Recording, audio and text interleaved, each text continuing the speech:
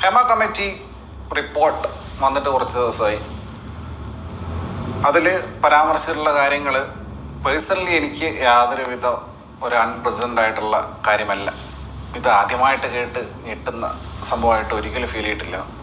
ഞാൻ തന്നെ എൻ്റെ പല വീഡിയോസിലും അതുപോലെ ഞാൻ കൊടുത്തിട്ടുള്ള പല ഇൻ്റർവ്യൂസിലും മലയാള സിനിമ എന്ന് പറയുന്നത് ഒരു ഫ്യൂഡൽ സിസ്റ്റമാണെന്നും അതിനകത്ത് നടക്കുന്ന കാര്യങ്ങളെക്കുറിച്ചൊക്കെ പറഞ്ഞിട്ടുണ്ട്. ഈ റിപ്പോർട്ട് പ്രധാനമായിട്ടും മുന്നോട്ട് വെക്കുന്നത് സ്ത്രീകൾ മലയാള സിനിമ വ്യവസായത്തിനകത്ത് ഇൻഡസ്ട്രിക്കകത്ത് അനുഭവിക്കുന്ന പീഡനങ്ങൾ, അവർക്ക് ഉണ്ടായി വരുന്ന മാനസികവും ശാരീരികവുമായിട്ടുള്ള ബുദ്ധിമുട്ടുകൾ ഓൾസോ പുരുഷന്മാർക്കും. അപ്പോൾ ഇതൊരു ഫ്യൂഡൽ സിസ്റ്റം എന്ന് പറയുന്ന സമയത്ത്, ഫ്യൂഡൽ സിസ്റ്റം അറിയാലോ, ആ ഒരു ഹൈറാർക്കി തട്ടായിട്ട് ഓരോ ലേയേഴ്സാണ്. ഓരോ ലെയർ കയറും തോറും അവരുടെ അധികാരം, ഇതിൻ്റെ ഒരു ഹെഗിമണി ഉണ്ടല്ലോ, ഈ പവർ സ്ട്രക്ചറിനകത്ത് ഉള്ള കളികളാണ്. ഈ പവർ സ്ട്രക്ചർ എന്ന് പറയുന്ന സമയത്ത് അതിനകത്ത് പലതരം ബയസുണ്ട്. പ്രധാനമായിട്ടും ഈ പറയുന്ന ഹെറിഡിറ്ററി അല്ലെങ്കിൽ പാരമ്പര്യമായിട്ട് നമ്മളിപ്പോഴും പറയുന്ന നെപ്പട്ടിസം എന്ന് പറയുന്ന അങ്ങനെ കിട്ടുന്ന ഒരു പവറുണ്ട്, അങ്ങനെ കിട്ടുന്ന ഒരു പ്രിവിലേജ് ഉണ്ട്. അതായത് വലിയ പ്രൊഡ്യൂസേഴ്സിൻ്റെ മക്കൾ, സംവിധായകരുടെ മക്കൾ, ഓഫ് കോഴ്സ് നടിമാരുടെ മക്കൾ, അല്ലെങ്കിൽ വലിയ മലയാള സിനിമയിൽ നടക്കുന്നത് ഇതൊക്കെയാണ്. പണച്ചാക്കുകളുടെ മക്കൾ, അല്ലെങ്കിൽ രാഷ്ട്രീയക്കാരുടെ ഉന്നതരായിട്ടുള്ള അങ്ങനെയുള്ള ആളുകളുടെ മക്കൾ, അവർക്ക് കിട്ടുന്ന ഒരു പ്രിവിലേജ് ഉണ്ട്. കോമൺ മാൻ കരുതുന്ന എന്താണ്, എല്ലാം സുതാര്യമാണ് അവിടെ. പക്ഷേ നടക്കുന്നത് ഇതൊക്കെയാണ് കിട്ടുന്ന പ്രിവിലേജ്.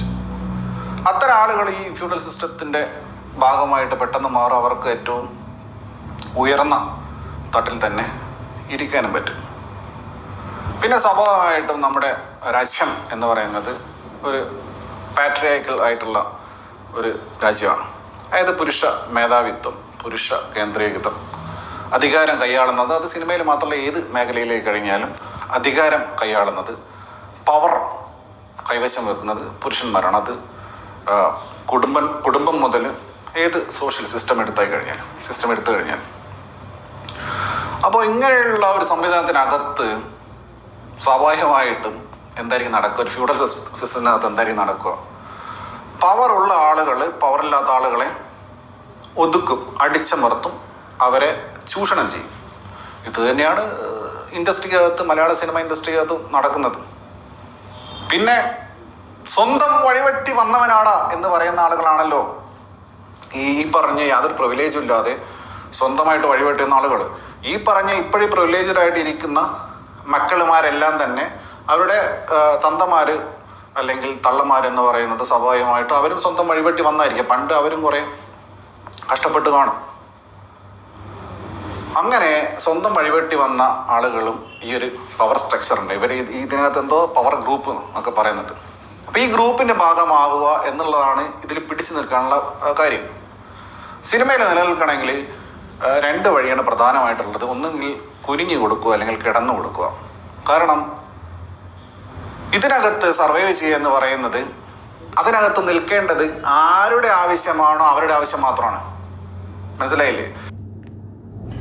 അപ്പം നമ്മൾ പറഞ്ഞു വന്നത് ഈ വിഷയമല്ല.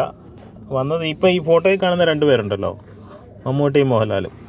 അവർ ഈ ഹേമ കമ്മിറ്റി റിപ്പോർട്ട് വന്നേ പിന്നെ അവരെ കാണാനേ ഇല്ല. ഒരു സ്റ്റേറ്റ്മെൻ്റ് ഇല്ല, ഒരു ഫേസ്ബുക്കിലോ ഇൻസ്റ്റാഗ്രാമിലോ ഒരു അപ്ഡേഷൻ ഇല്ല, ഒന്നുമില്ല. ഇവരെവിടെ പോയി, എന്താണെന്നും മിണ്ടാത്ത ഇവരാണല്ലോ താരരാജാക്കന്മാർ. ഇവരാണല്ലോ ശരിക്കും സംസാരിക്കേണ്ടത്. അതുകൊണ്ട് മക്കളെ തിരിച്ചു വരൂ, എത്രയും പെട്ടെന്ന് തിരിച്ചു വരൂ, ഒരു സ്റ്റേറ്റ്മെൻറ്റ് പറയൂ. അതാണ് ജനങ്ങൾ ആഗ്രഹിക്കുന്നത്.